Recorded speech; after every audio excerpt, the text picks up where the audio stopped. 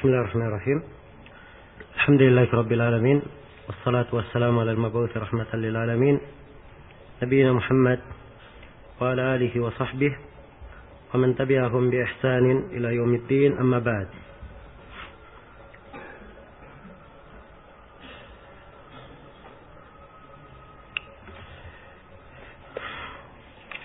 Baik, ini majelis yang ke-11 dari pembahasan kita mengkaji kitab Nukhbatul Fikr fi Mustalahi Ahli al-Athar.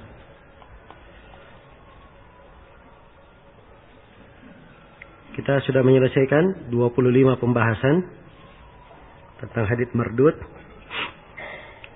Kemudian pembahasan yang ke-26, definisi hadits maqlub. Situ ada salah tulis ya, diperbaiki itu. Definisi hadits maqlub.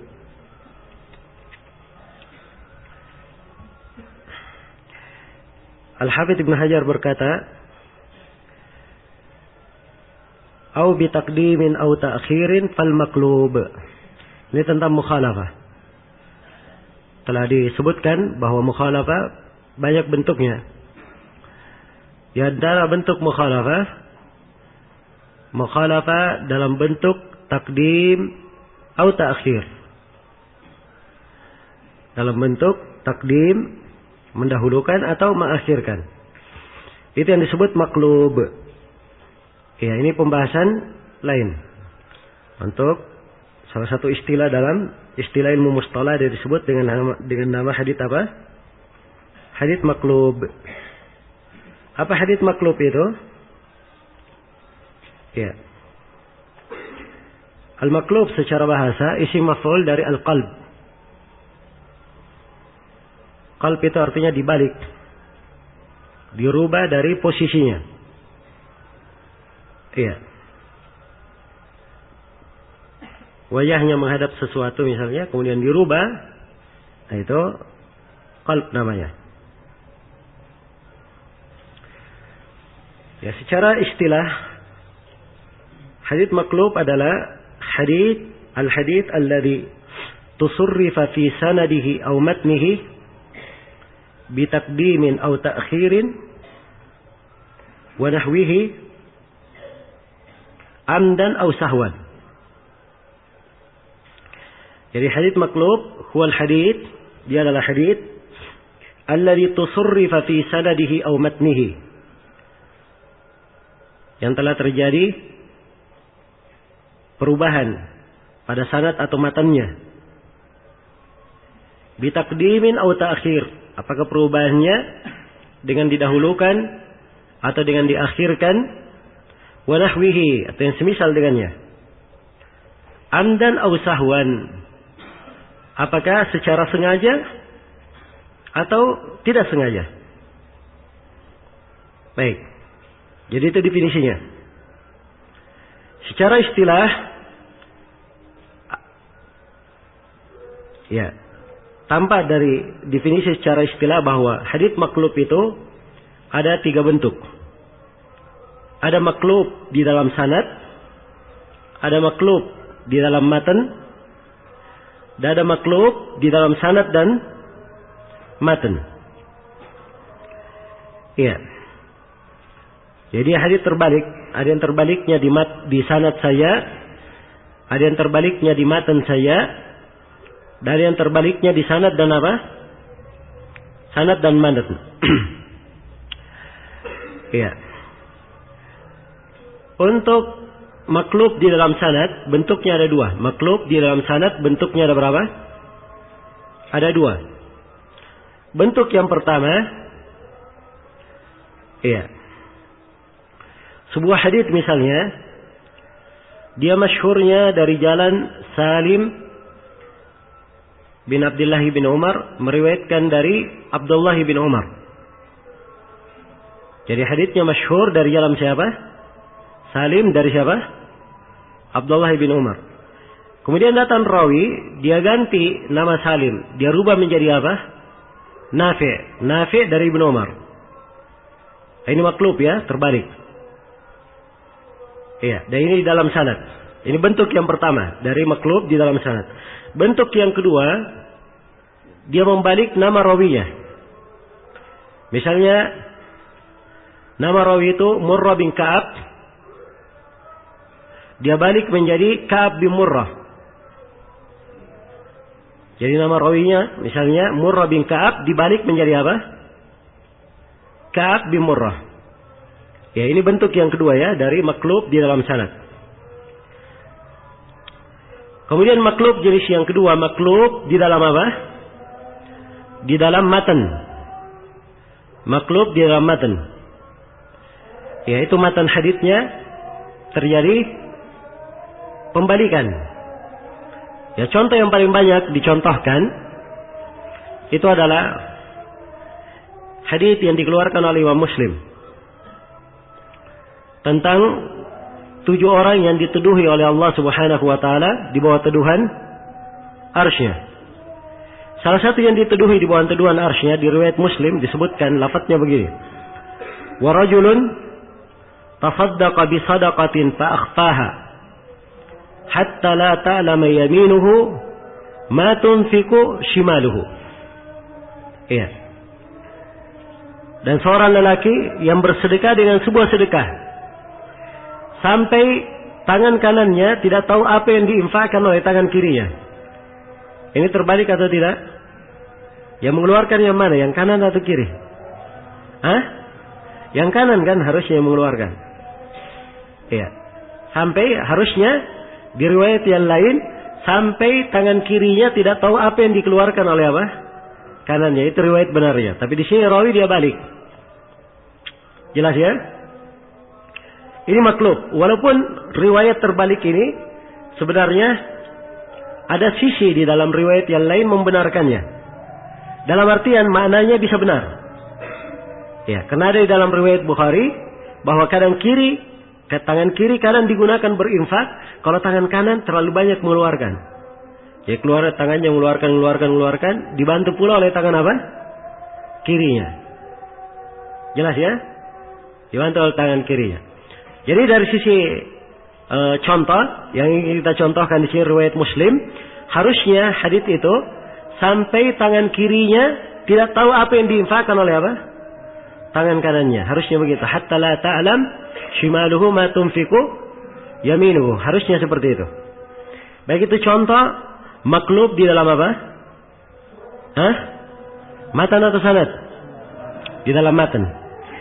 Maklub jenis yang ketiga, maklub di dalam matan dan sanad sekaligus. Iya. Ini maklub di dalam sanad dan matan yang terjadi sekaligus. Ini biasanya terjadi dari rawi-rawi yang membuat hadits palsu. Atau seperti kejadian yang menimpa Imam Al-Bukhari ketika beliau diuji oleh ahli hadits di mana? Di Baghdad. Kan sanad dan matanya dirubah. Ya. Di qalb. Maka ini bentuk maklub sanad dan apa? Sanad dan matan. Ya. Tapi kejadian yang menimpa Imam Al-Bukhari itu kan dicoba. Hanya sekedar imtihan, cobaan. Dan setelah itu diterangkan sisi benarnya apa. Diterangkan sisi benarnya dari riwayat itu apa. Maka itu tidak dipermasalahkan. Apa hukum hadits maklub? Ya, jelas ya, hadits maklub masuk dalam hadits apa? Hadits dhaif. Ya, sebab tampak bahwa rawinya tidak dhabat dalam riwayat. Cuman al-qalb itu ya, terjadinya hadits maklub sebabnya beraneka ragam. Ada yang disengaja, ada yang tidak disengaja, ada yang karena kelalaian, ada yang karena lupa. Ya, maka ini memberikan pengaruh. Ya, memberikan pengaruh. Kalau diuji misalnya hanya di maklub karena ujian, kemudian diperbaiki, itu tidak ada masalah. Tidak ada masalah. Tapi selain daripada itu, asalnya dia masuk di dalam hadits apa? Hadits dhaif, dan itu perbuatan yang tidak diperbolehkan. Baik. Selesai sudah pembahasan tentang hadits maklub. Iya.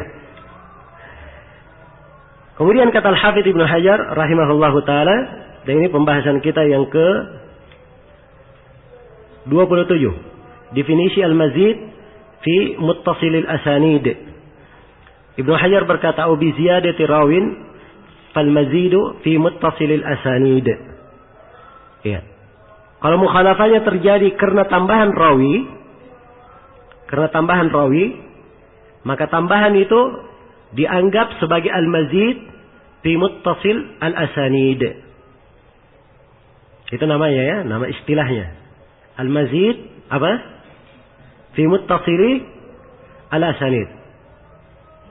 Iya. Apa artinya al-mazid? Al-mazid artinya tambahan. Muttasilil asanid artinya sanad yang sudah bersambung. Jadi sanadnya sudah bersambung, dikasih lagi tambahan di dalamnya. Ya. Maka tambahan pada sanad bersambung ini hukumnya dia masuk di dalam hadits apa? Hadits lemah. Masuk di dalam bentuk hadits lemah. Jelas ya? Ibnu Hajar di dalam syarah menyebutkan dua syarat untuk sebuah hadits dikatakan sebagai al-mazid fi muttasilil asanid. Iya. Beliau sebutkan ada dua ketentuan. Hadits itu dianggap sebagai hadits apa? Hadits yang dianggap sebagai al-mazid fi muttasil al-asanid. Nah, ketentuan yang pertama, kata Al-Hafidz Ibnu Hajar rahimahullahu taala, iya. Kata beliau, "Man lam yazidha atqan mimman zadaha." Jadi syarat yang pertama, orang yang tidak menambah itu lebih kuat daripada orang yang menambahnya. Orang yang tidak menambah dia lebih kuat daripada orang yang apa? Orang yang menambah. Itu syarat pertama. Syarat yang kedua, di tempat terjadinya tambahan, itu harus ada tasrih bis sama. Harus ada penegasan dari si rawi bahwa dia mendengar. Dia pakai kata haddatsana atau akhbarana. Atau yang semisal dengan itu. Iya. Jelas ya? Baik. Itu yang dimaksud dengan al-mazid fi muttasil al-asanid dengan dua syaratnya.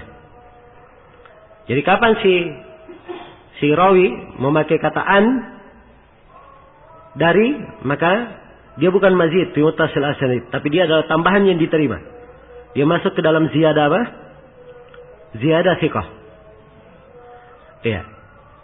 Ingat di pembahasan al-mazid fi muttasil al-asanid, di sini ada beberapa hal yang harus dihadirkan dari ilmu hadits yang sudah kita pelajari sebelumnya. Yang pertama yang harus dihadirkan pembahasan tambahan thiqah. Yang kedua yang harus dihadirkan adalah pembahasan mursal khafi. Pembahasan apa? Mursal khafi. Iya. Dan pembahasan yang ketiga ini al-mazid fi muttasil asanid. Al-mazid fi muttasil al-asanid. Jelas ya? Kalau begitu, apabila ada tambahan di dalam sanad, maka tambahan ini mungkin sahih, mungkin lemah. Jelas? Kalau tambahannya benar, dia bukti haditsnya sahih atau bukti haditsnya lemah. Iya. Itulah tadi saya katakan, makanya hadirkan 3 jenis pembahasan sekaligus. Kalau kita hadirkan 3 jenis pembahasan sekaligus, maka akan tanpa apa? Tanpa ya, kesimpulan pembahasan ini secara lengkap. Baik, saya beri contoh dulu dari hadits yang dikatakan al-mazid fi muttasil al-asanid. Baik.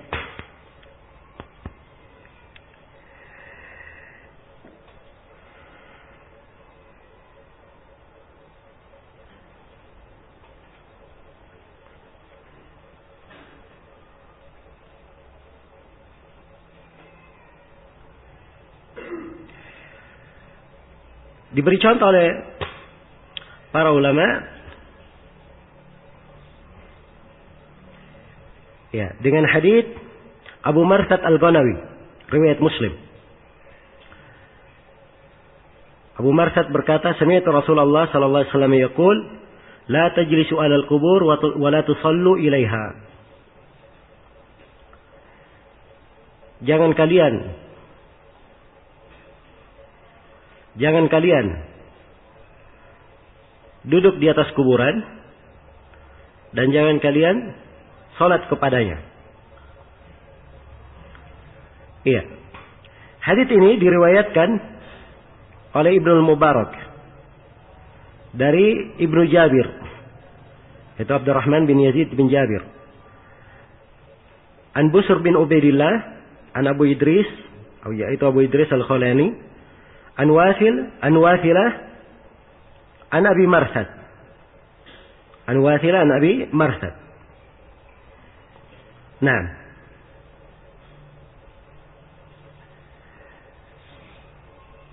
baik.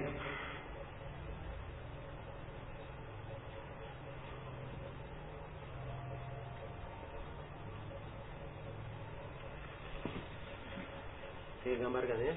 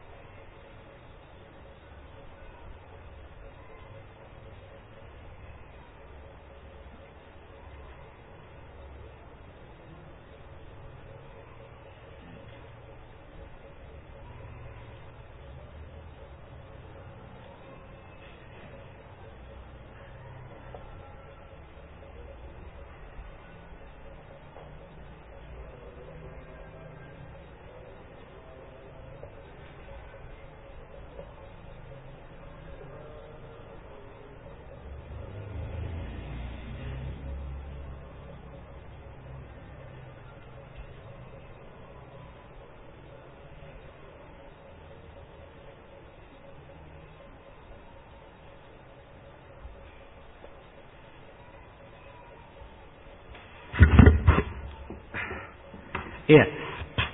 Baik, jadi ada sebuah hadits diriwayatkan oleh Ibnu Mubarak. Dia meriwayatkan dari siapa? Iya. Dari Ibnu Jabir.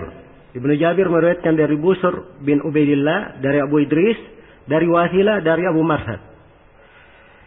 Datang di riwayat yang lain dari rawi-rawi thiqah, dia meriwayatkan dari bin Jabir, dari Busr. Dia berkata haddatsana Wathilah. Dari disebut siapa? Hah? Abu Idris. Abu Marsad langsung dari Abu Marsad. Ya. Jadi kita bisa melihat bahwa perputaran sanad berputar di mana? Hah? Pada Ibnu Jabir ya, ini makhrajnya. Semuanya meriwayatkan dari bin Jabir, dari Busr. Di sini perbedaannya. Kalau di riwayat Ibnu Mubarak dimasukkan tambahan siapa? Abu Idris.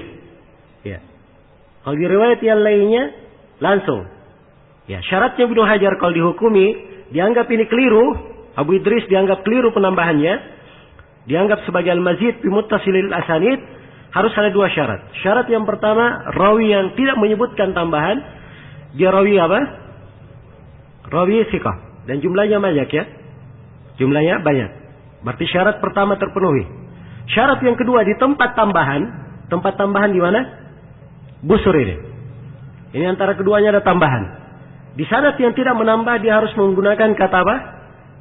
Kata haddatsana atau akhbarana. Begitu dia berkata haddatsana Wasilah, ini sudah dipastikan bahwa tambahan Abu Idris adalah apa? Adalah keliru, dan itu dianggap dari al-mazid apa? Fi muttasilil asanid. Jelas sampai sini? Baik. Andai kata misalnya tidak ada haddatsana di sini, dia pakai an.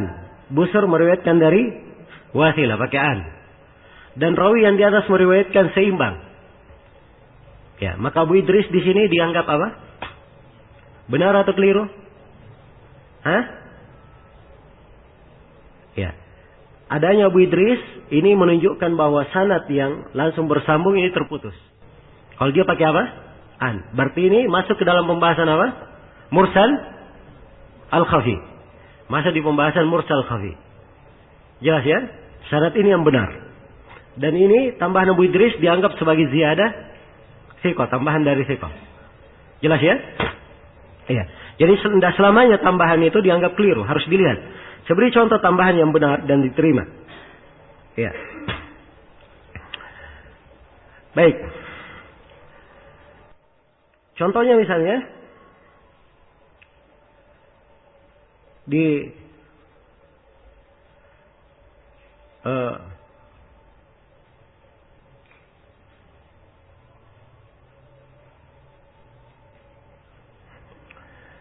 Sahih Al-Bukhari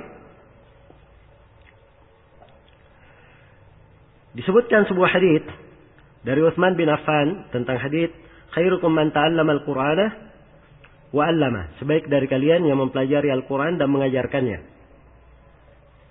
Iya. Yang paling baik di antara kalian yang mempelajari Al-Qur'an dan mengajarkannya.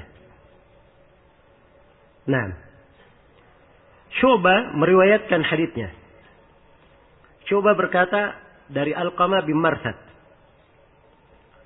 Qala sami'tu Sa'ad bin Ubaidah yuhaddits an Abi Abdurrahman As-Sulami an Utsman radhiyallahu anhu.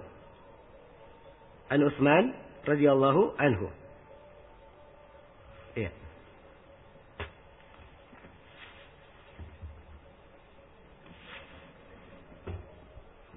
Jadi Al-Bukhari meriwayatkan dua hadis. Al-Bukhari. Yang sanadnya, ini ada sanadnya ada orang.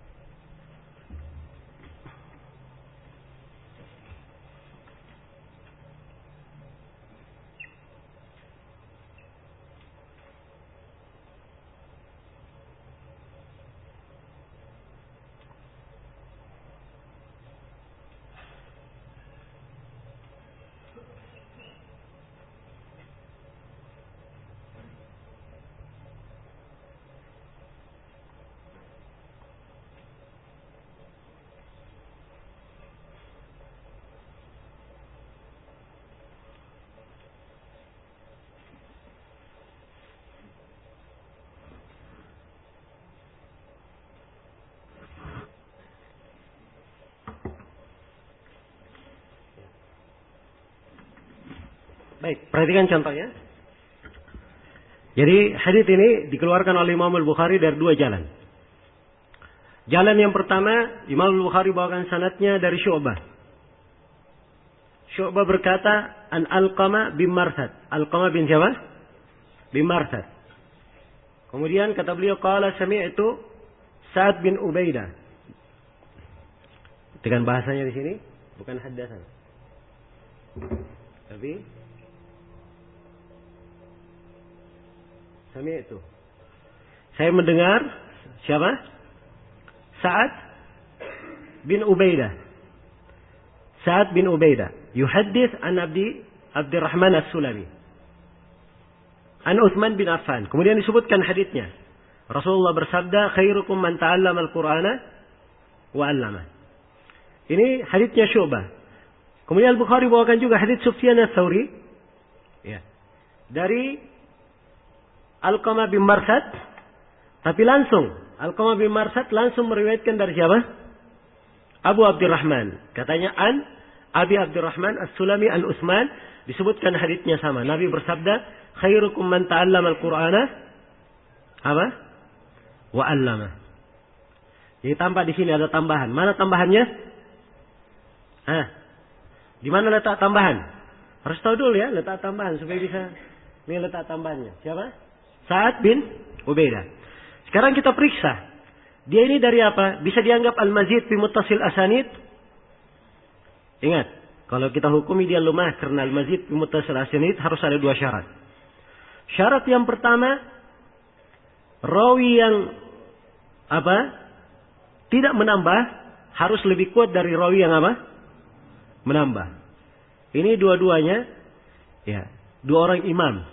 Ya. Kalau mau dikatakan lebih kuat mungkin Sufyan Ats-Tsauri lebih kuat. Tapi dalam hal yang seperti ini tidak bisa dikatakan kuat-kuatan cuma dua orang. Padahal dua-duanya adalah apa? Imam besar. Ya. Jadi syarat ini nggak terpenuhi. Syarat yang kedua terpenuhi. Di tempat tambahan harus dia tasrif pakai kata apa? Kata sami'tu atau haddatsana. Ini dia pakai kata saya mendengar. Perhatikan. Tapi bersamaan dengan itu Al-Bukhari menganggap dua-duanya benar. Dimasukkan dua-duanya di dalam apa? Di dalam sahihnya. Kalau begitu, dia ini tambahan Sa'ad bin Ubadah di sini adalah tambahan yang diterima. Dia bisa masuk dalam apa? Ziyadat thiqah. Jelas ya? Karena itu Al-Bukhari menganggap dua-duanya. Yang meriwayatkan dengan perantara benar, yang meriwayatkan langsung juga benar. Dua-duanya benar. Iya, jelas sampai sini ya. Dan ini untuk Al-Mazid fi Muttasil Asanid ada buku-buku khusus yang menjelaskannya. Ada Al-Khatib Al-Baghdadi punya buku judulnya Tamyiz Al-Mazid fi Muttasil Asanid.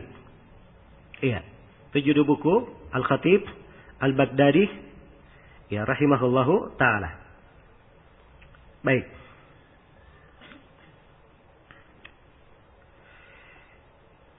Ya, saya kira cukup ya dua contoh sudah bagus. Ya. Dan di sini di dalam masalah mursal al-khafi itu perlu ini kan ya, harus pahami kaidah dengan benar. Jangan sampai tabrakan kaidah-kaidahnya. Ya. Jadi di mursal khafi ada kaidah di kalangan para ulama. Rawi kalau dia meriwayatkan dari gurunya, kemudian diketemukan di riwayat lain dia masukkan perantara, maka dengan masuknya perantara itu bukti bahwa di riwayat pertama ada apa? Ada keterputusan. Ini kaidah di mursal khafi. Tapi ingat ya, rawi meriwayatkan dari gurunya pakai kata apa? Kata an, dari. Dia bilang dari guruku A misalnya, an B langsung. Muhammad an Ahmad misalnya. Jelas ya? Kalau Muhammad si murid meriwayatkan an Ahmad dari Ahmad, ternyata di riwayat lain diketemukan Muhammad meriwayatkan dari Abdullah baru dari Ahmad. Maka di sini pertama kita lihat dulu. Dia pakai kata apa di sanad yang pertama? Oh, pakai kata an. Iya. Di yang kedua yang tempat tambahan, oh dia pakai kata haddatsana. Misalnya Abdullah. Nah, ini bukti bahwa riwayat kedua ini bukti bahwa riwayat pertama terputus. Dia dianggap apa? Mursal al-khafi. Ya, karena itu ini dari pembahasannya agak rumit. Al-mazid fi muttasil asanid ini. Sebab seorang ketika mendapati sanad yang seperti ini, dia harus hadirkan 3 jenis apa? Ilmu hadits. 3 bentuk dari ilmu hadits, kemudian harus dia timbang. Yang mana yang cocok di sini? Dianggap al-mazid fi muttasil asanid, tambahan thiqah, atau dianggap mursal khafi? Jelas ya? Dianggap mursal al-khafi. Baik. Itu contoh-contohnya. Sisa, seperti yang saya terangkan tadi, seorang itu banyak latihan dalam memeriksa sanad. Ya, mungkin saya bisa beri contoh lain lagi satu untuk apa yang dikatakan mursal khafi. Sini saya baca tadi ada contoh bagus.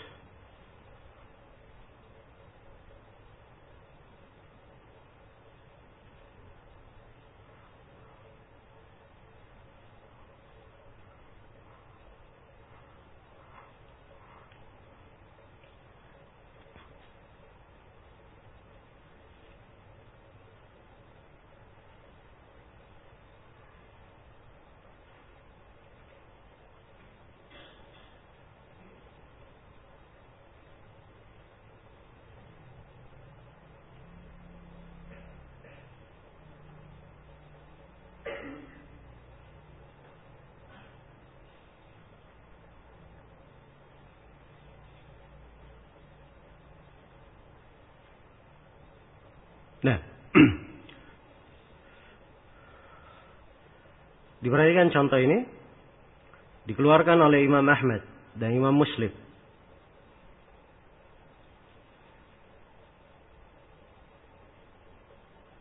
Ya.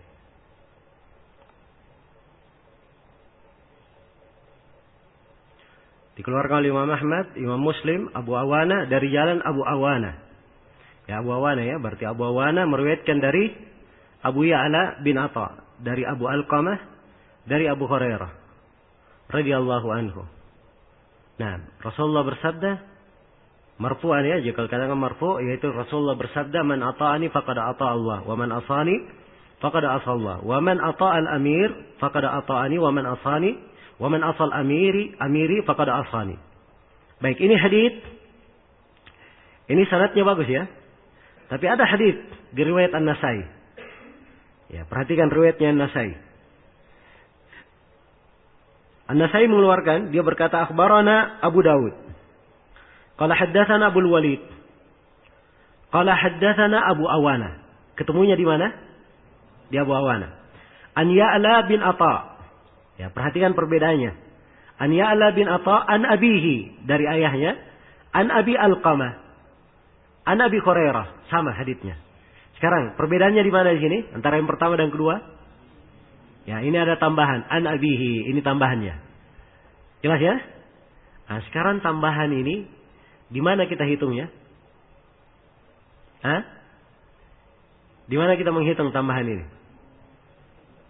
Di al-mazid fi muttasil asanid, atau ini adalah bukti bahwa yang pertama terputus? Hah? Ya. Kita harus melakukan apa? Dirasa. Ternyata setelah diperiksa, ya, diperiksa di Sahih Muslim ada riwayat Ya'la bin Atha berkata, ya, haddatsani Abu Alqamah. Dia berkata apa? Menceritakan kepada aku apa? Abu Alqamah. Jadi di sini ada pakai kalimat apa? Haddatsana. Kalau begitu, tambahan ini dianggap apa? Tambahan an abihi, dianggap sebagai al-mazid fi muttasil al-asanid. Yang pertama, yang meriwayatkan dari Abu Awana di atas banyak sekali ya. Ya, banyak sekali. Di sini yang meriwayatkan adalah Abul Walid. Iya. Abul Walid yang meriwayatkannya. Jadi dari sisi yang tidak menambah lebih kuat, ya, ini sudah terpenuhi. Kemudian yang kedua, syarat yang kedua disyaratkan harus menggunakan kata apa? Haddatsana. Ini juga sudah ada kata haddatsana dalam riwayat Muslim. Tidak pakai an. Di dalam riwayat apa? Muslim. Maka ini bukti bahwa tambahan an abihi itu dianggap sebagai apa? Al-mazid fi muttasilil asanid. Ingat, al-mazid fi muttasilil asanid itu dari golongan hadits dhaif atau hadits sahih. Ya, masuk di golongan hadits apa? Dhaif. Baik. Baik, jadi dari sini ketika kita tahu an abihi al-mazid min muttasil sanid dhaif. Yang dhaifnya yang mana? Seluruh haditsnya atau tambahan an-nabi saja? Hah? Tambahan an-nabi saja itu yang dhaif. Jelas ya? Baik. Karena itu ada sebagian orang yang ribut ketika hadits menggerak-gerakkan jari dilemahkan. Ya, katanya ini hadits Wa'il bin Hujr, hadits pokok dalam pembahasan salat. Ya, sifat salat Nabi. Ya. Ini salah satu alasannya. Tidak boleh dilemahkan. Jelas ya? Dan kita ketahui bahwa yang dilemahkan, yang dikatakan syad, yang mana yang syad? Cuma menggerak-gerakkannya saja, yang lainnya benar. Sama dengan riwayat apa? Rawi yang thiqah. Jelas ya? Karena itu kalau para ulama menjelaskan illah harus dilihat. Yang mana yang mereka lemahkan? Ya, apakah seluruh haditsnya atau sanadnya saja? Ada tambahan dalam sebuah sanad atau sebuah potongan kata saja? Itu harus diperiksa. Sebuah potongan kata yang dianggap lemah itu tidak mengharuskan seluruh haditsnya dianggap apa? Dianggap lemah. Tidak mengharuskan seluruh haditsnya dianggap lemah. Baik. Jadi sekali lagi ini pembahasan masuk di dalam pembahasan ilal. Masuk di pembahasan ilal. Ya ingat ya, al-mazid fi muttasil asanid, muttarib, mudraj. Ini semuanya ada kaitannya dengan mu'al. Hadits mu'al. Ada kaitannya. Karena itu tadi saya katakan bahwa pembahasan hadits tentang illah itu pembahasan yang lebih luasnya. Sebab dia kata umum. Semua illah yang tersembunyi tampak. Ya, ditampakkan karena apa namanya, dikumpulkan jalan-jalannya atau ada indikasi yang menampakkannya. Maka dia dianggap sebagai apa? Illah. Apakah dia muttarib, apakah dia al-mazid fi muttasilil asanid, apakah dia mudraj, ya, ataupun bentuk-bentuk yang lainnya. Jelas ya? Baik. Ya. Di antara hal yang ini juga saya beri contoh lain ya, bagaimana ilmu ilal itu tentang cacat hadis. Ya. Ini di masa ini ribut tentang hadis al-ajl. Ya. Tahu hadis al-ajl? Ya, Syekh Al-Albani menguatkan hadits di sifat salat. Ya, bahwa Nabi kalau beliau bangkit dari apa? Dari sujud, beliau melakukan ajn. Tangannya dikepalkan begini, kemudian berdiri. Ya. Baik, ini hadits diriwayatkan oleh Ishaq Al-Harbi dalam Gharibul Hadits. Dan diriwayatkan pula oleh At-Tabarani dalam Mu'jam Al-Awsat. Ya. Dari jalan Al-Haytham bin Imran. Dia meriwayatkan dari gurunya, dari guru dengan sanad dari Ibnu Umar. Iya. Disebutkan itu dari Ibnu Umar. Ya. Kenapa saya katakan ramai dibicarakan? Sebab Syekh Al-Albani menguatkan dan para ulama yang lainnya melemahkan. Di antara melemahkannya Syekh Bakar Abu Zaid di dalam bukunya La Jadida fi Shalah. Ya. Dan juga di antara melemahkannya Syekh Mukbil rahimahullah. Juga melemahkannya. Jelas ya? Syekh Al-Albani di Tamamul Minnah berbicara panjang lebar tentang hadits ini. Bahkan beliau membantah Syekh Bakar Abu Zaid di situ, panjang lebar dibantahnya. Ya. Dan beliau membawakan kaidah, sebab Al-Haytham bin Imran ini dia rawi tidak ada yang meriwayatkan darinya, atau rawi yang meriwayatkan darinya 5 orang. 5 orang sih meriwayatkan darinya. Tapi tidak ada yang menjarah, tidak ada yang mentakdil. Ya, ini rawi biasanya disebut apa? Majhulul hal, kan begitu? Ya. Majhul al-hal. Tapi ingat, majhulul hal itu 2, 3. Tapi kalau lebih sudah, nah itu pembahasannya bisa berubah ya. Bisa dihasankan haditsnya. Dan ini kaidah benar memang. Sering dipakai oleh Ibnu Hajar Ad-Dhahabi dan Syekh Al-Albani sebutkan. Bahwa kalau rawi dia sudah punya 5 perawi, ada rawi yang tidak ada jarah dan ta'dilnya, Ibnu Hibban mengatakan dia thiqah, dan rawi ini punya 5 perawi yang thiqah, maka haditsnya bisa dihasankan. Haditsnya bisa dihasankan. Maka menurut Syekh Al-Albani, Al-Haytham bin Imran, haditsnya bisa diterima. Bisa apa? Diterima. Ya. Tapi apakah harus 5 rawi thiqah baru bisa diterima? Itu bukan batasan ya. Sebab yang menjadikan rawi itu diterima adalah syuhrah. Dia dianggap masyhur dengan perawinya itu atau tidak. Ya kalau misalnya 5 orang, pandangan Syekh Al-Albani 5 orang ini sudah cukup mengatakan dia ini masyhur. Dan bisa diterima haditsnya, dihasankan. Jelas ya? Baik. Tapi para ulama yang melemahkan bukan dari sisi itu illah yang mereka lihat. Anggaplah Al-Haytham bin Imran ini thiqah. Tapi yang menjadi masalah, Al-Haytham bin Imran ini meriwayatkan hadis tentang sifat salat Nabi bahwa apa? Mengepalkan tangannya. Jelas ya? Dia meriwayatkan dari Ibnu Umar. Ibnu Umar ini sahabat dari Al-Mukthirin. Banyak perawi yang meriwayatkan dari Ibnu Umar. Tiba-tiba datang Al-Haytham bin Imran. Ya. Dia meriwayatkan hadis tentang sifat salat. Harusnya kalau itu begitu cara salat Nabi, semua orang sahabat melihat, kan begitu. Banyak nukilan sahabat yang meriwayatkannya. Iya. Banyak nukilan sahabat. Kalau memang Ibnu Umar menghafalnya, maka murid-murid Ibnu Umar akan tahu. Sebab ini pembahasan, bukan pembahasan yang apa? Dikatakan tidak dikenal. Pasti akan dilihat Ibnu Umar melakukannya dan murid-muridnya banyak menghikayatkannya. Jelas sampai sini? Ya. Maka ini adalah alamat bahwa riwayat Al-Haytham bin Imran ini tidak benar. Dan di antara alamat yang menunjukkan riwayatnya tidak benar, hadits Al-Haytham bin Imran ini itu berada di dalam kitab Ishaq Al-Harbi. Ini buku bukan buku khusus untuk riwayat hadits. Dia untuk tafsir hadits-hadits. Jelas ya? Jadi sumbernya bukan sumber yang didahulukan di kalangan ahli hadits. Dan dia berada di dalam buku At-Tabarani Mu'jam Al-Awsat. Mu'jam Al-Awsat ini tempat berkumpulnya hadits-hadits aneh dan asing. Iya. Itu sisi yang lainnya. Iya. Baik. Maka ini diantara alasan-alasan kenapa hadits Al-Ajam tidak diterima. Dan ini sisi-sisi kenapa Syekh Mukbil melemahkan. Jelas ya? Dan tuh lihat bagaimana cara pandangan beliau. Ya, dan ini sejalan dengan apa? Ilmu ilalul hadits. Ya. Kemudian ternyata Ibnu Umar, ya ada riwayat-riwayat lain bahwa beliau itu kalau bangkit dari sholat beliau bersandar di atas tangannya. Jadi kata bersandar di atas apa? Tangan. Tidak dikatakan mengepalkan tangan, berajen. Tapi dikatakan ya'tamid ala yadayhi, bersandar di atas apa? Tangannya. Beda ya antara bersandar dengan apa? Al-ajen. Kalau bersandar mungkin dia kepalkan, mungkin dia buka. Kan begitu? Ya. Dan kelihatannya riwayat dibuka itu lebih afdal, lebih tepat. Lebih tepat. Maka ini alasan-alasan kenapa riwayat Al-Haytham bin Imran tidak diterima. Jelas ya?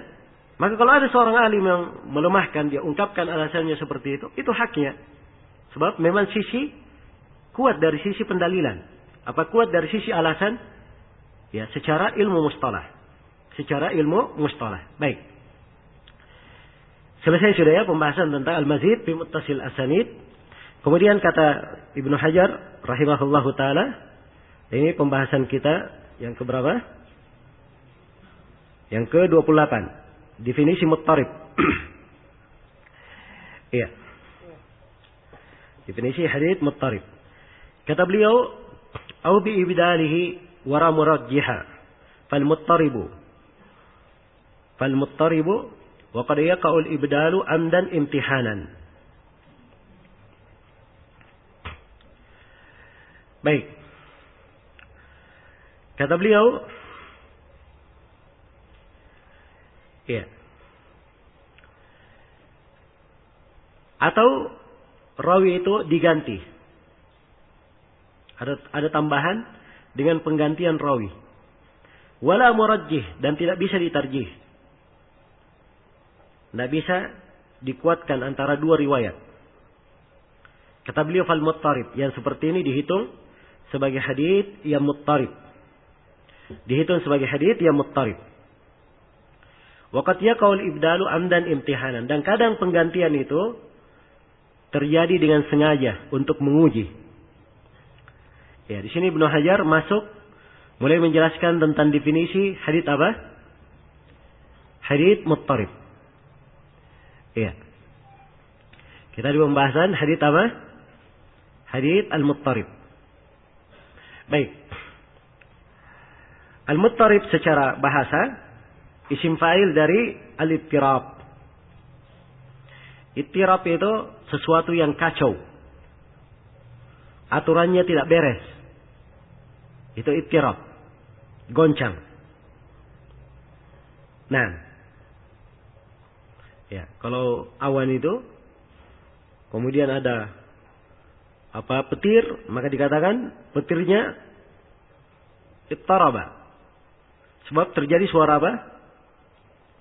Ya, gemuruh. Nah, itu ittirab. Apa hadits muttarib? Hadits muttarib definisinya, ya, al-hadits alladhi yurwa ala awjuhin mukhtalifatin mutasawiyatin, ya, wala yumkinul jam' bainahuma wala tarjih.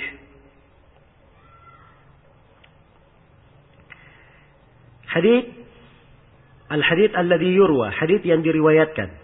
Muttarib adalah hadits yang diriwayatkan. Ala awjuhin mukhtalifatin mutasawiyah. Dari beberapa jalur yang berbeda tetapi sama kekuatannya. Sama kekuatannya. Wala yumkinul jam'u bainahuma wala tarjih, dan tidak mungkin dikompromikan, tidak mungkin dirajihkan. Tidak mungkin dikompromikan dan tidak mungkin dirajihkan. Kalau matannya misalnya banyak, tapi matan yang banyak ini bisa dikompromikan. Nah, itu masuk di pembahasan apa kemarin? Mukhtaliful hadits. Kan begitu? Bisa dikompromikan. Atau bisa dirajihkan. Diambil yang rajih, ditinggalkan yang apa? Yang marjuh. Tapi hadits muttarib ini, dia ada beberapa riwayat. Riwayat-riwayat ini sama kekuatannya. Tidak mungkin dikompromikan dan tidak diketahui yang mana yang rajih. Makanya dia dikatakan sebagai hadits yang apa? Hadits yang muttarib, hadits yang goncang. Baik. Ini yang disebut dengan hadits muttarib. Hadits muttarib dari definisi yang saya sebutkan tadi terbagi 3. Yang pertama ada ittirab di dalam sanad. Dan ini kebanyakan.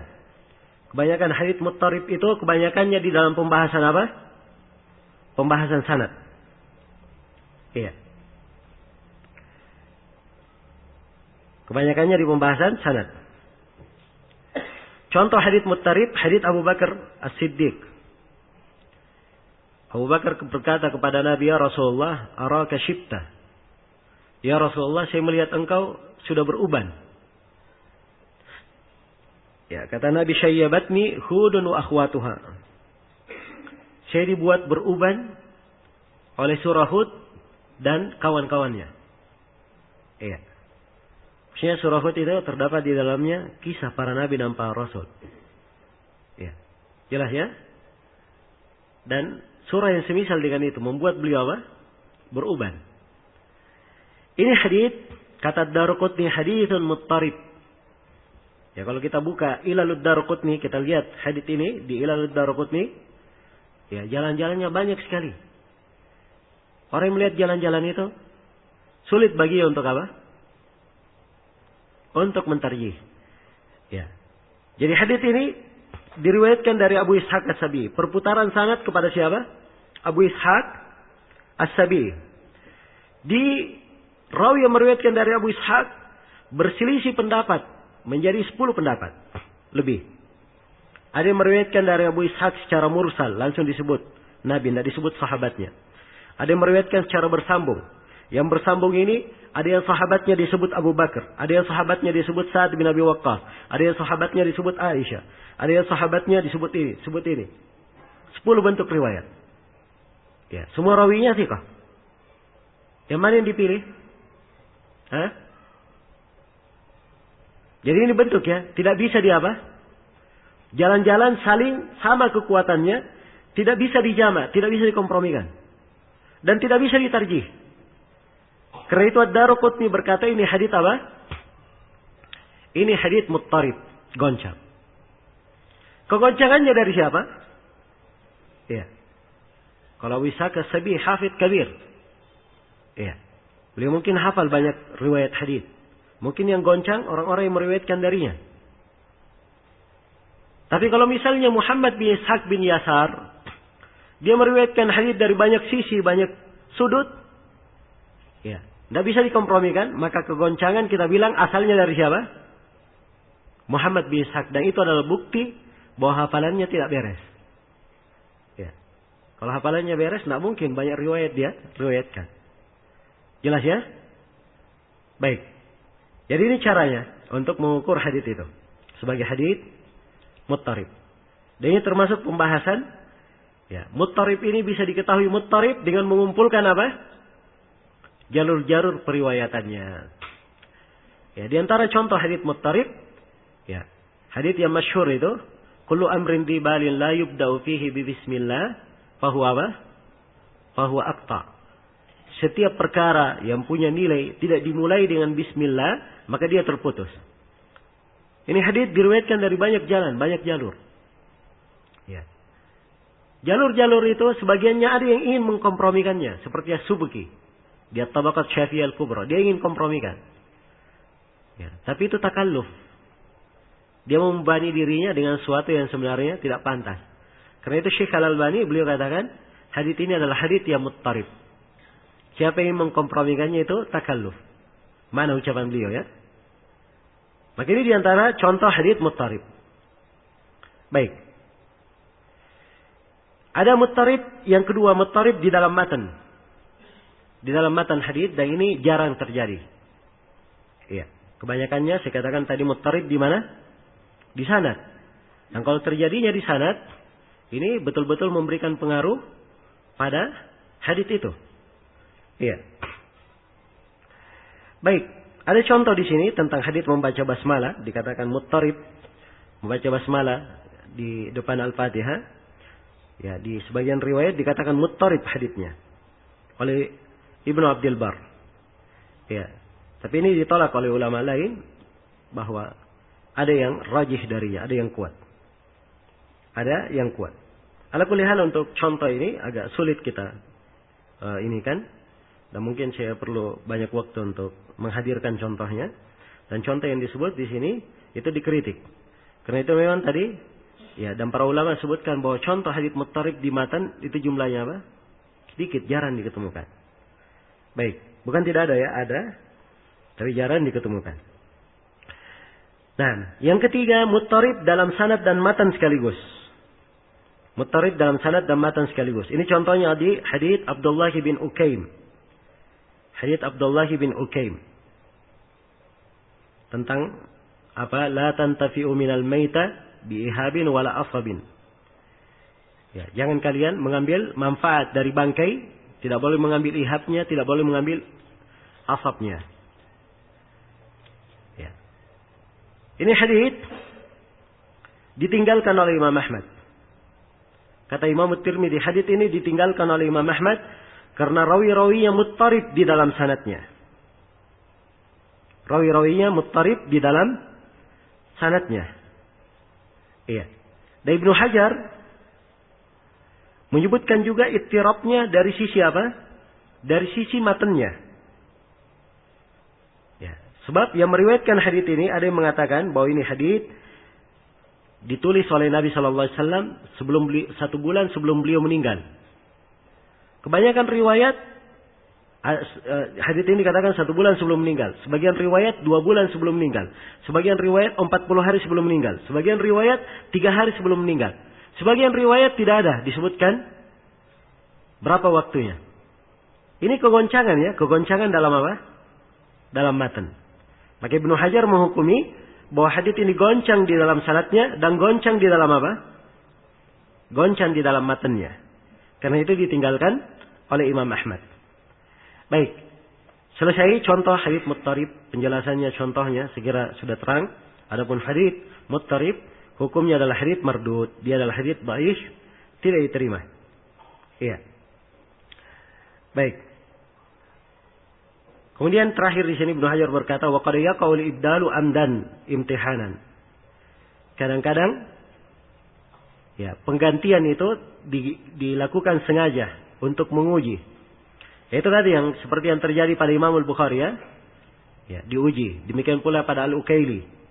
Ya, rahimahullah, diuji juga hafalannya dengan cara seperti itu. Sengaja diganti sanad matannya, ya, dibuat goncang, ya, untuk mengujinya. Nah, baik. Tapi kalau untuk menguji ini para ulama membolehkan, tapi dengan syarat ya, setelah ujian selesai diterangkan yang benarnya. Diterangkan yang apa? Yang benarnya. Iya. Selesai sudah pembahasan tentang hadits muttarib. Kemudian pembahasan yang ke-29 tentang definisi musahhaf dan muharraf. Definisi musahhaf dan apa? Muharraf. Ya, musahhaf, kita baca dulu ucapan Ibnu Hajar. Berkata Al-Hafidz Ibnu Hajar rahimahullah. Ya, kata beliau, "Au bi tagyirin ma baqa'i siyaqi fal musahhafu wal muharraf." Atau terjadi perubahan, tapi siyak teksnya tetap. Teksnya apa? Tetap. Maka dia masuk di dalam pembahasan musahhaf dan muharraf. Iya. Ini dua jenis ilmu hadis. Satu disebut musahhaf dan satu disebut apa? Muharraf. Satu disebut muharraf. Apa itu musahhaf? Musahhaf secara bahasa isim maf'ul dari tashif. Ya. Tashif itu dia rubah lafaz sehingga merubah makna. Dia rubah lafaz sehingga berubah apa? Merubah maknanya. Ya. Karena itu orang yang salah baca, ya. Orang yang salah baca itu dikatakan sahafi.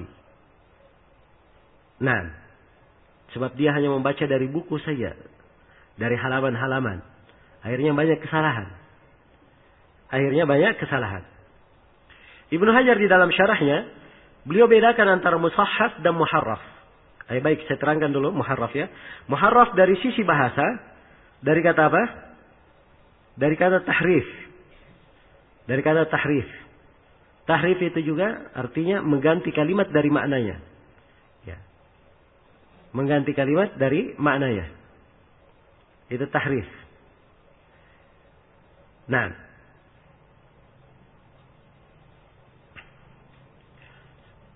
dan dia mirip dengan makna syabah. Dia miripkan. Seperti orang Yahudi, dia ganti makna Taurat dengan hal yang mirip menurut sangkaan mereka. Ya, karena itu dalam Al-Quran dikatakan yuharrifuna al-kalima apa? An mawadhi'i. Baik, itu tahrif ya. Ibnu Hajar rahimahullah membedakan antara musahhaf dan muharraf. Padahal dari sisi bahasa ada kesamaan. Iya, ada kesamaan. Nah, beliau katakan bahwa musahhaf itu kalau terjadi perubahan pada titik kalimat, tapi khatnya sama.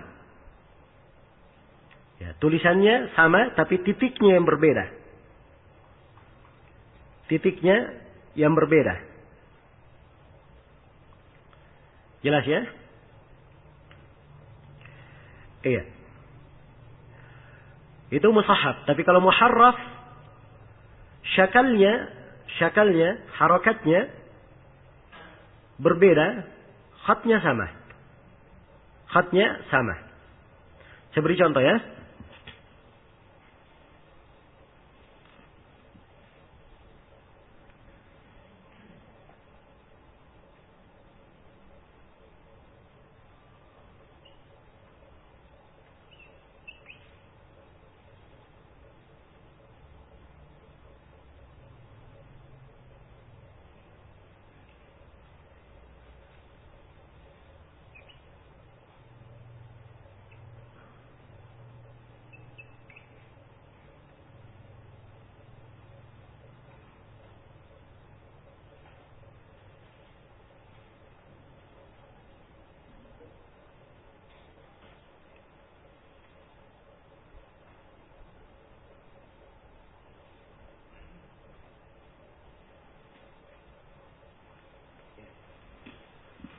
Perhatikan antara kalimat murajim dan muzahim.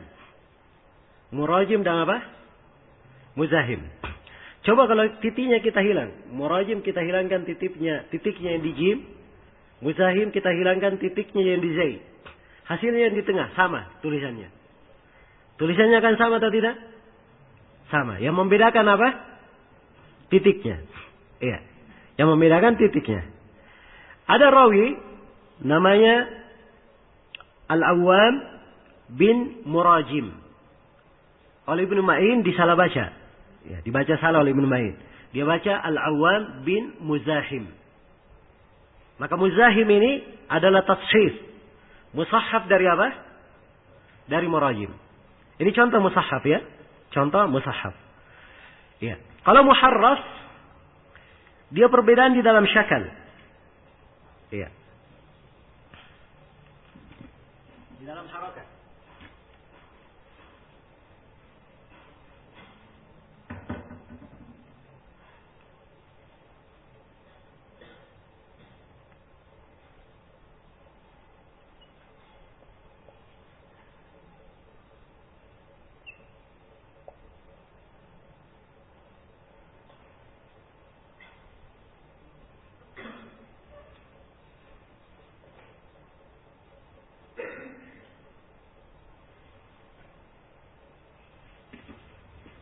Iya. Seperti Bashir dan Bushair. Bashir dan apa? Dan Bushair. Nah. Jadi Bashir. Ya, Bushair kalau dilihat dihilangkan harokatnya sama di tengah ini. Begitu tulisannya. Jelas ya? Tapi yang membedakan harokatnya. Ini dibaca Bashir, di fathah ba-nya, di kasrah apa? Shinnya. Kalau ini dibaca Bushair, di dhamma ba-nya, di fathah shinnya. Ya. Makanya di masa dahulu itu, kalau seorang menulis nama rawi, nanti dia terangkan ba-nya di dhamma, shinnya diginikan. Bahkan di tulisan yang dahulu-dahulu itu tidak ada apa? Kadang tidak ada harokatnya begini saja. Mereka tidak kasih harokat. Iya. Jelas ya? Dahulu-dahulu. Tapi nanti dikasih keterangan. Kalau misalnya ada yang kurang jelas nanti dikasih keterangan. Ini pakai shin al-mu'jamah misalnya. Ini pakai ba. Ya. Ini pakai ta at-tahtiyah misalnya. Al-fawqiyah. Ini pakai ya at-tahtiyah. Dia kasih keterangan-keterangan. Jelas ya? Dan ini cara membabat. Mungkin saya akan terangkan nanti di pembahasan al-mutasyabih juga, al-muttafiq wal muftariq. Baik. Jadi secara global ini yang disebut dengan musahhaf dan muharraf. Ya, tashif dan tahrif ini terjadi di dalam sanad dan terjadi di dalam apa? Di dalam matan. Contoh tashif di dalam sanad itu tadi saya beri contoh Al-Awwam bin Murajim. Oleh Ibnu Ma'in ditashif menjadi Al-Awwam bin siapa? Bin Muzahim. Contoh di dalam matan hadits man shama ramadana thumma atba'ahu sittan min Syawal. Ya, hadits riwayat benarnya apa? Sittan min Syawal. Siapa yang puasa Ramadan, kemudian dia ikuti sittan 6 hari dari Syawal. Ada rawi yang dia tashif, kata sitta dia ganti menjadi syai'an. Syai'an min Syawal. Jelas ya? Jadi dia rubah apa? Titiknya yang dia rubah. Ya, jadi sittan dia rubah menjadi apa? Syai'an. Baik. Contoh tahrif. Ya, tahrif terjadi pada sanad, terjadi pada apa? Matan. Ya, pada sanad sudah saya beri contoh ya. Pada matan, ya. Pada matan contohnya, sallan Nabi sallallahu alaihi wasallam ila Anazah. Rasulullah sallallahu alaihi wasallam dia salat ke Anazah. Iya. Dia salat ke mana? Ke Anazah. Nah, ya, sebagian orang ada yang mentashif. Hadits ini dia baca ila anzah, bukan anazah, tapi dia baca apa? Anzah. Dia rubah harokatnya. Kalau anazah itu artinya di apa? Tombak. Anazah itu apa? Tombak. Tapi kalau dirubah ila anzah, anzah itu artinya apa? Kambing. Ya. Kalau mau sholat simpan kambing depannya. Sebab memang ada di riwayat lain Nabi pernah sholat menghadap kemana? Ke kambing. Ya. Jelas ya? Maka itu tashif. Dia rubah. Apa ya? Itu namanya tahrif. Dia rubah apa? Dia rubah syaratnya. Baik, ini tashif al-musahhaf dan al-muharraf menurut siapa? Al-Hafidz Ibnu Hajar. Sengaja ya saya tekankan, ini menurut Al-Hafidz Ibnu Hajar. Beliau bedakan. Kalau kita baca buku-buku yang berkaitan dengan ini, mereka meluas. Tashif dan tahrif itu sama bagi mereka. Kadang berubah harokatnya, dia katakan, oh ini tashif. Padahal harusnya dari sisi istilah dikatakan apa? Tahrif. Berubah titiknya, dia katakan, oh ini tahrif. Padahal harusnya dianggap apa? Dianggap tashif. Ya. Jadi sekali lagi, ini istilah Ibnu Hajar yang beliau kuatkan. Tapi di banyak ulama yang lainnya, apalagi kalau kita baca buku-buku yang menulis tentang ini, ya, tashifat, mereka luas di dalam penggunaannya. Mereka luas di dalam penggunaannya. Baik, selesai sudah pembahasan tentang al-musahhaf dan al-muharraf. Kemudian pembahasan berikutnya kata Al-Hafidz Ibnu Hajar rahimahullahu taala, ya. Dan kita di pembahasan meringkas hadits dan riwayat secara makna. Kata Al-Hafidz, "Wa la yajuzu ta'ammudu taghyir al-matni bin-naqsi wal-muradifi illa li'alimin bima yuhilul ma'ani." Iya. Kata beliau, dan tidak boleh sengaja merubah matan sebuah hadits bin naqsi dengan mengurangi, wal muradifi atau mencari kata yang semisal dengannya. Iya. Mencari kata yang semisal dengannya, illa li alimin, kecuali bagi seorang alim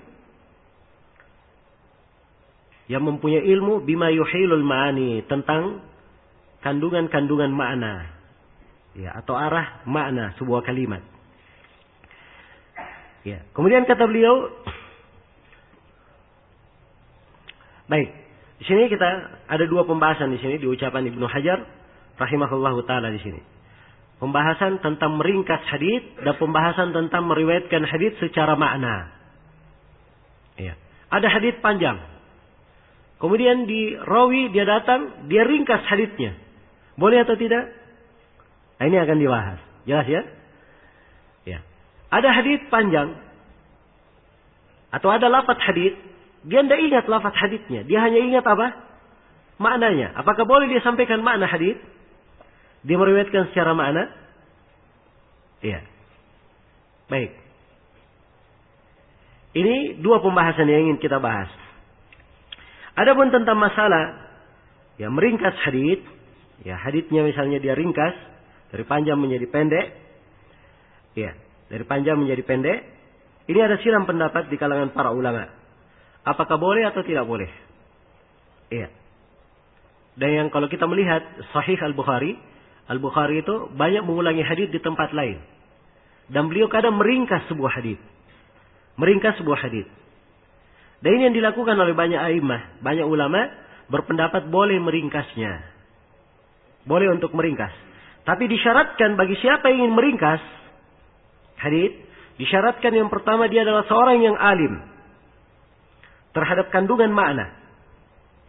Jangan sampai haditsnya dia ringkas, ya, akhirnya maknanya yang rusak. Jelas ya? Maknanya yang rusak. Ya, itu tidak diperbolehkan. Jelas ya? Tidak diperbolehkan. Nah, ya. Seperti misalnya hadits tentang riba. Ya. Barang-barang ribawi, fa idza ikhtalafatil asnaf fabi'u kaifa syi'tum. Apabila jenis-jenis riba ini, jenis-jenis barang ribawi ini berbeda simsnya, silahkan kalian jual bagaimanapun kalian kehendaki. Dia ringkas sampai situ titik. Padahal kelanjutan haditsnya, silahkan kalian jual sesuai kehendak kalian. Kalau tangan dengan tangan, langsung kontan. Jelas ya? Jadi syaratkan harus apa? Harus kontan. Ya. Misalnya emas, ya, ditukar dengan uang rupiah. Tidak ada masalah, boleh saja. Berbeda nilainya pun tidak apa-apa. Emas 1 gram dinilai dengan rupiah 500.000, tidak apa-apa. Jelas ya? Berbeda. Tapi disyaratkan begitu ditukar harus saling pegang. Ya, kalau saling pegangnya dihilangkan dalam riwayat, ini benar atau tidak? Tidak benar, sebab ini menghilangkan hukum. Menghilangkan apa? Hukum. Karena itu tidak boleh meringkas. Jelas ya? Tidak boleh meringkas. Ya, dan dimaklumi ada sebagian pembicaraan, itu tidak boleh diringkas, harus dibawakan ke atas setelahnya. Ya, ke atas setelahnya. Dan antum tahu ada sebagian orang yang mengatakan tidak boleh sholat. Ya, loh, kau tidak boleh sholat? Dalam Al-Quran ada larangannya. Ya, subhanallah, dalam Al-Quran ada larangan sholat. Apa ayatnya? Wailul lil musallin. Celakalah orang-orang sholat. Ya, ayatnya benar. Tapi ini tidak benar dia bawakan satu ayat. Kelanjutannya apa? Ya, itu penting menerangkan kandungan siapa yang dicela dari orang sholat. Kan begitu? Ya. Alladzina hum an sholatihim sahun, itu yang dicela, orang yang lalai dalam sholatnya, itu yang celaka. Baik. Jadi sekali lagi meringkas, dia harus seorang alim yang mengetahui tentang apa? Makna. Ya. Mengetahui tentang makna dan arah makna itu kemana nanti. Dia harus tahu. Kemudian yang kedua, syarat yang kedua, ya, bagi siapa yang ingin meringkas, dia harus apa? Menjaga jangan sampai hadits yang diringkas menjadi 2 hadits yang berbeda. Nah, itu kalau jadi 2 hadits yang berbeda bukan lagi meringkas namanya, bikin hadits baru namanya. Ya, jelas ya? Dia ringkas hadits A. Tapi hasilnya bukan A kecil. A besar misalnya dia ringkas. Bukan hasilnya A kecil. Tapi menjadi B hasilnya.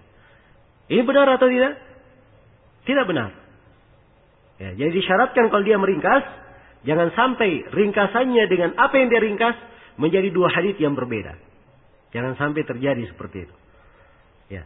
Karena itu meringkas ini ya disyaratkan dengan syarat-syarat yang kita sebutkan tadi. Demikian pula riwayat dengan makna. Ya. Riwayat dengan makna ini dia tidak menghadirkan lafaz, dia sebutkan maknanya. Ya, para ulama silam pendapat apakah boleh riwayat dengan makna atau tidak? Ada silam pendapat. Sebagian ulama ada yang tidak membolehkan riwayat dengan makna. Ada yang membolehkannya. Kalau kita lihat Al-Bukhari, beliau membolehkan hal itu. Beliau melakukannya. Iya. Imam Muslim juga membolehkan sebenarnya. Tapi di dalam sahih beliau, Imam Muslim, beliau tidak memakai riwayat dengan makna. Sebab beliau menghadirkan seluruh buku-bukunya ketika menulis. Ya, sehingga rawi kurang 1 huruf saja, Imam Muslim ingatkan. Si fulan pakai fi, yang sana tidak pakai. Ini saking detailnya Imam Muslim. Jelas ya? Dan memang ada sebagian ulama, dia sama sekali tidak boleh membolehkan riwayat dengan makna. Sampai kalau guru keliru saja, ya, misalnya si guru berkata an Abu Hurairah, ya benar an Abu Hurairah, hah? Ini salah ya dalam ilmu nahwu, harusnya an Abi Hurairah. Tapi karena gurunya mengucap an Abu Hurairah, si rawi juga tulis an Abu Hurairah. Ya, dia terikat dengan lafaz apa? Lafaz guru. Ya, ini pendapat ya sebagian ulama. Jadi kalau guru salah nyebut, dia harus tulis seperti itu, salahnya. Kalau dia ingin perbaiki, dia beri catatan kaki. Guru ini salah mengucapkannya. Ya, atau dia berikan jalur keluar. Cara-cara di kalangan ahli hadits itu ada cara merapikan catatan. Ya, jelas ya? Kalau sekarang kita pakai catatan kaki. Kalau mereka tidak. Ya, mereka memakai apa? Garis-garis. Dikasih kode, keluar ke kanan, keluar ke kiri. Ya. Keluar ke kanan atau keluar ke kiri. Ada yang tertulis ke kanan, berarti ini yang diberi kode. Di sana dia catatannya. Jelas ya? Baik. Itu ada kaidah-kaidahnya. Ya, tapi ini ringkasannya. Kita tidak bisa menjelaskan semuanya. Mungkin di buku-buku yang lain insyaAllah ta'ala. Etika-etika itu dijelaskan. Apalagi buku seperti bukunya Al-Khatib Al-Jami. Atau bukunya Al-Qadiyat Al-Ilma. Itu lebih banyak mendetailkan hal-hal yang seperti itu. Dan di kitab Ibnu Shalah juga ada tentang hal itu. Baik. Selesai sudah ya pembahasan tentang riwayat dengan makna. Ya secara umum riwayat dengan makna dan meringkas itu boleh. Tapi disyaratkan syarat-syarat itu tadi. Seorang alim mengetahui makna Jangan sampai hadits itu menjadi apa? Kedudukan seperti dua khabar. Kedudukannya seperti dua khabar, dua hadits yang berbeda. Iya. Baik. Bersama dengan itu tidak diragukan bahwa seorang meriwayatkan seperti adanya itu lebih afdal dan lebih apa? Lebih utama. Iya. Lebih afdal dan lebih utama. Di antara dalil orang yang membolehkan riwayat dengan makna adalah bolehnya menerjemah makna agama, makna Al-Quran, makna hadis boleh diterjemah kepada siapa? Kepada orang ajam. Kan begitu? Kan makna Al-Quran diterjemahkan. Nah, itu bukan lafadznya, berarti dia dengan makna. Riwayat dengan apa? Dengan makna. Iya, dan ini diperbolehkan. Baik. Selesai sudah pembahasan kita yang ke-30. Pembahasan 31 seputar gharibul hadits. Tadi perbaiki ya aninya, salah tulis lagi itu. Gharibul hadits. Ya. Gharibul hadits dan syarah hadits. Seputar syarah hadits. Ini dua hal. Kata Al-Hafidh, "Fa in khafiya al-ma'na uhtija ila syarh al-gharib wa bayan al-mushkil." Ya, kalau makna hadits itu tersembunyi, ya. Makna hadits itu tersembunyi, maka diperlukan buku yang mensyarah gharibul hadits. Nah, inilah makna gharib di sini. Kata-kata yang asing, mufradat yang kelihatannya samar maknanya, nah, itu bisa dicari ke buku-buku yang memuat tentang apa? Gharibul hadits. Kalau maknanya muskil, bisa dilihat syarah-syarahnya. Ada buku-buku yang mensyarah. Iya. Ada buku yang mensyarah. Jelas ya? Sekarang buku Gharibul Hadits ada banyak buku. Di antara buku yang paling lama, buku An-Nadhr bin Shumail, Gharibul Hadits. Demikian pula buku Abu Ubaid Al-Qasim bin Sallam, Gharibul Hadits. Ini dicetak ya buku Al-Qasim bin Sallam. Demikian pula buku Gharibul Hadits Ma'mar ibn al-Musanna, Abu Ubaidah. Dan ada juga Gharibul Hadits karya Ibnu Qutaibah. Ada Gharibul Hadits tadi kita sebut karya Ishaq Al-Harbi. Ada Gharibul Hadits karya Abu Sulaiman Al-Khattabi. Dan ada karya Az-Zamakhsyari. Dan yang paling bagusnya dari buku Gharibul Hadits adalah bukunya Ibnu Al-Athir. Judulnya An-Nihaya fi Gharibul Hadits. Sebab dia yang paling terakhir dan buku Gharibul Hadits sebelumnya dia kumpulkan di dalam bukunya. Ini di antara buku yang paling bagusnya, paling masyhurnya dan paling banyak dipakai. An-Nihaya. Jelas ya? Ada hadits yang aneh, asing, kedengarannya, cari di An-Nihaya, ketemu nanti. Diterangkan maknanya oleh siapa? Ibnu Al-Athir. Baik. Iya. Kalau misalnya ada kalimat yang muskil, perlu disyarah, atau ada makna dalam riwayat perlu disyarah, maka seorang membaca syarah-syarah hadis. Iya. Syarah-syarah hadis. Dan ini buku syarah banyak ya, tergantung buku apa. Seperti Sahih Bukhari, dia dapat misalnya hadisnya di Sahih Bukhari. Ada syarah-syarahnya apa? Sahih Bukhari banyak. Ya. Jelas ya? Seperti syarahnya Al-Khattabi, Al-Kirmani, Fathul Bari karya Ibnu Hajar, Umdatul Qari karya Al-Aini, ya. Irsyadus Sari karya Al-Qastalani. Kalau di Sahih Muslim, lihat syarahnya Nawawi. Atau lihat syarah Al-Qadhi Iyad sebelumnya, Ikmalul Muallim. Atau lihat syarahnya Al-Qurtubi, Al-Mufhim. Ya. Kalau yang gharibnya di Sunan Abi Daud, bisa lihat Ma'alimus Sunan karya Abu Daud. Atau Tahdhibus Sunan karya Ibnu Al-Qayyim. Iya. Atau Syarah Sunan Abi Daud karya Ibn Raslan. Atau Aunul Ma'bud karya Al-Azim Al-Abadi. Kalau haditsnya di Sunan At-Tirmidzi, ada Syarah At-Tirmidzi karya Ibnu Al-Arabi. Aridatul Ahwadi judulnya. Ada Tuhfatul Ahwadi karya Al-Mubarakfuri. Ada An-Nafhu Syadi karya Ibn Jama'ah. Dan banyak lagi syarah Sunan At-Tirmidzi. Jelas ya? Kalau haditsnya di Sunan An-Nasai, ada ta'liqatnya As-Sindi dan As-Suyuti. Iya. Ada ta'liqat As-Sindi dan As-Suyuti. Dan terakhir ini ada syarah yang dicetak. Iya. Syarah yang dicetak. Oh bukan Nasai, itu Ibnu Majah. Afwan.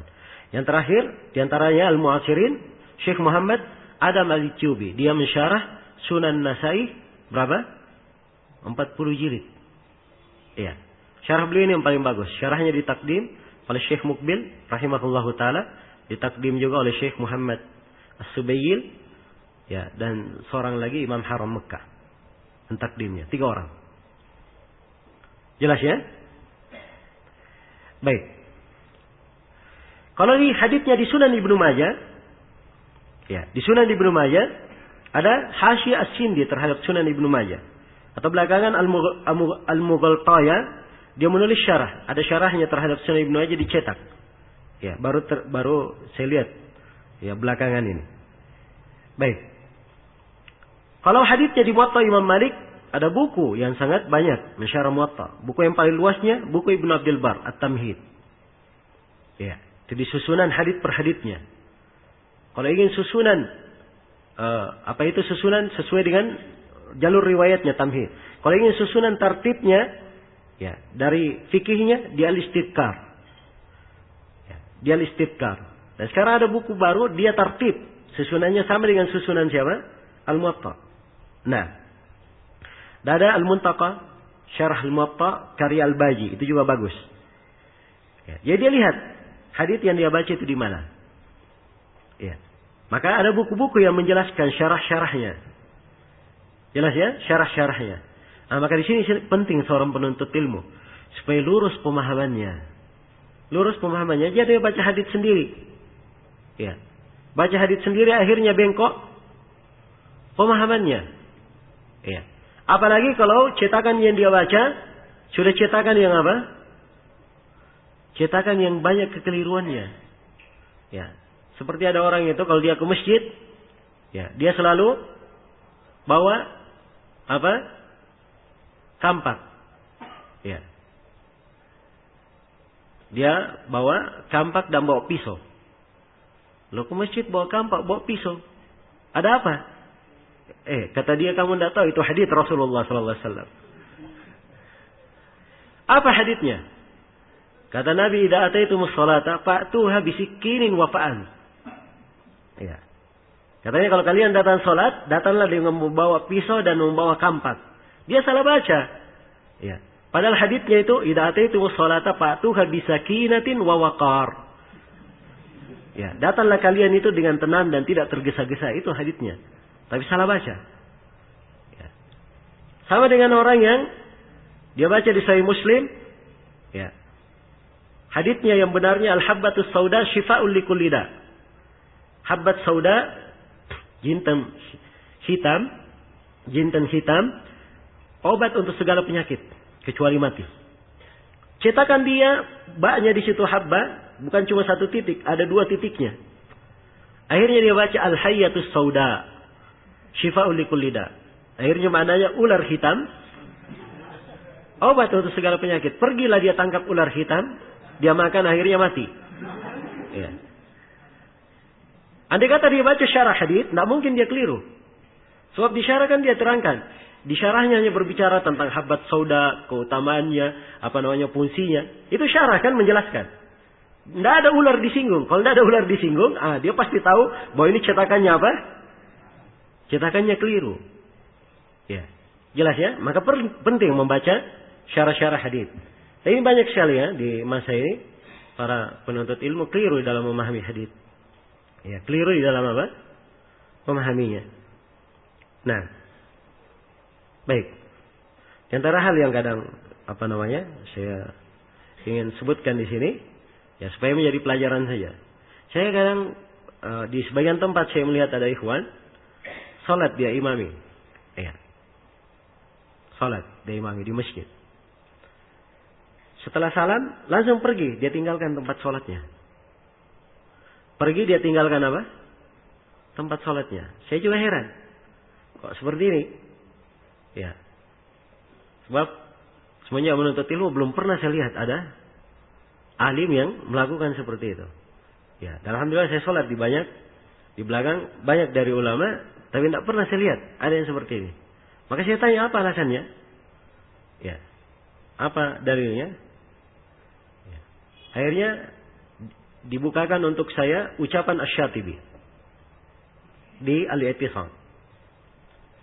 Di mana Asy-Syatibi dibawakan asar riwayat. Ya. Andai kata kalian itu duduk di atas bara api, ya, itu lebih baik daripada dia duduk di tempat dia sholat.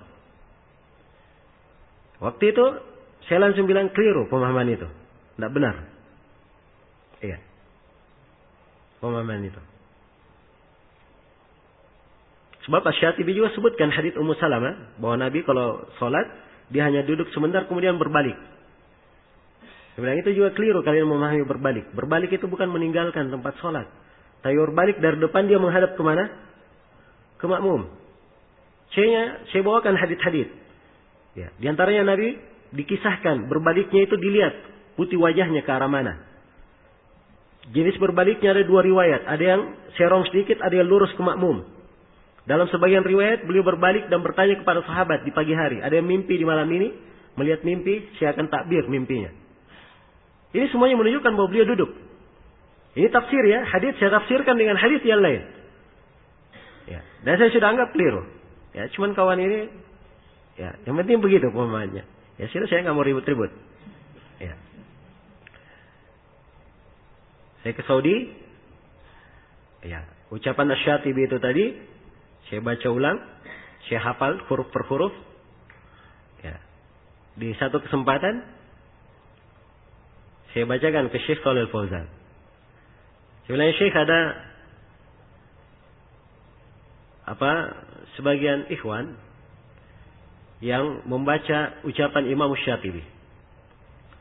Dia baca ucapan Imam Asy-Syatibi, dia pahami ya, bahwa imam itu kalau habis sholat langsung berdiri tinggalkan tempat sholatnya. Syekh tanya apa ucapannya Asy-Syatibi itu? Saya bacakan. Ya. Dari yang saya sudah hafal itu tadi. Kata Syekh itu keliru dalam memahami. Asal kekeliruannya, kata beliau, bahasanya agak pedis sedikit ya. Kata beliau, asal kekeliruannya karena ini dia baca buku sendiri, tidak belajar dari guru. Ya. Kemudian beliau bawakan tadi kisah-kisah, sebagian kisah yang saya sebutkan tadi itu. Ya. Jelas ya? Baik. Maka perlu pemahaman yang benar seorang itu di dalam memahami teks hadis. Sama seperti sebagian ikhwan juga. Ada yang kalau dia baca misalnya tuntunan sifat salat, ya, salat itu ya, kadang Nabi bertakbir, ya, bertakbir di awal, kadang setelah, kadang bersamaan dengan bersamaan dengan mengangkat tangan. Jadi di awal, di akhir, dan bersamaan. Ya. Jadi dipahami takbir dulu, baru turun. Atau dia turun dulu, setelah turun, misalnya dari berdiri, ruku dulu, sudah sempurna ruku, baru takbir. Ini pemahaman keliru ya. Pemahaman keliru. Iya. Betul ada awal, ada pertengahan, ada akhir, betul. Tapi awal dan akhir bersama dengan gerakan. Jadi dia bergerak, dia takbir, itu awal namanya. Dia bergerak sudah hampir ruku, belum ruku ya. Sudah hampir ruku, dia takbir. Nah, itu akhir namanya. Ya. Karena gerakan bersama takbir itu merupakan syarat. Yang merupakan rukun di kalangan sebagian ulama. Jelas ya? Ada yang dikatakan ta'mirul arkan. Rukun-rukunnya itu dimakmurkan. Ya. Maka ini kekeliruan. Kekeliruan di dalam memahami. Asal kekeliruannya tidak membaca syarah-syarah para ulama. Coba kalau baca syarah haditsnya. Ya, pasti akan diketemukan begitu pemahamannya. Ya. Begitu pemahaman para ulama di dalam memahami nafs ini. Baik. Maka ini yang sering saya ingatkan. Bahwa seseorang di dalam memahami makna itu perlu. Ya. Dia membaca syarah-syarahnya. Perlu dia baca syarah hadis. Ya, ada sebuah hadis dia ingin pahami, dia buka syarah-syarahnya. Banyak syarah yang dia baca. Dia sudah baca syarahnya semua, baru dia enak di dalam memahami. Jelas ya? Masih kurang, dia tanya kepada orang yang berilmu supaya dipahamkan. Dipahamkan. Kalau memang ya dia yang membaca ini sudah punya dasar-dasar yang memungkinkannya untuk baca sendiri. Karena tidak semua orang bisa langsung baca sendiri ya. Ya, penuntut ilmu yang masih baru itu tidak disarankan untuk banyak baca sendiri. Disarankan dia memungkinkan pelajaran yang diambil dari guru. Itu bagi orang yang baru. Kalau dia punya dasar, sudah punya kemampuan untuk baca sendiri, silahkan. Supaya dia tidak keliru di dalam memahami. Tidak keliru di dalam memahami. Iya. Baik.